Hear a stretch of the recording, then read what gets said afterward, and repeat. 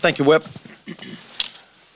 Blake laid out the bills that we're bringing to the floor again this week. Yesterday, we passed a really important bill for our nation's veterans by Juan Ciscomani, named after Elizabeth Dole.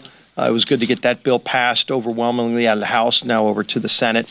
Going to talk a little bit about the planning that we're doing for January. You know, we just got an overwhelming mandate from the voters of this country to, number one, reject the far-left policies that we've seen from the Biden-Harris administration the last 4 years, but especially to put the country on a different path. And we laid out during the campaign what that path would be, but we're now planning for the policies that we would put in place as a Republican majority with a Republican Senate and the White House and under President Trump to get our country back on track. To focus on lowering costs for family at the grocery store, at the gas pump, their energy bills, to secure America's border. So once again, I assembled all the committee chairs last week to go through what we will be doing in budget reconciliation starting in January. This is going to be a busy process next year. We laid out a very aggressive first 100-day agenda, addressing the things that would get our country moving again, that would focus on lowering costs and getting our economy moving, making sure there is no tax hike next year.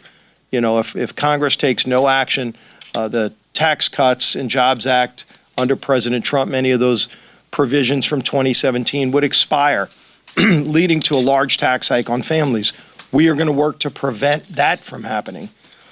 So ultimately, if you look at what we're focused on right now, is being ready day one, starting in January, when we get not only that mandate, but that opportunity to get this country back on track with unified government in Washington to start addressing the problems that were created by President Biden and Vice President Harris. We are ready for that moment. We're already making plans, working with President Trump to get our country moving again quickly so that families can finally get relief, the relief that they not only deserve, but the relief that they voted for just a few weeks ago. And so leading that charge while he's not hanging out with Kid Rock at UFC fights and Jelly Roll is our Speaker of the House, Mike Johnson.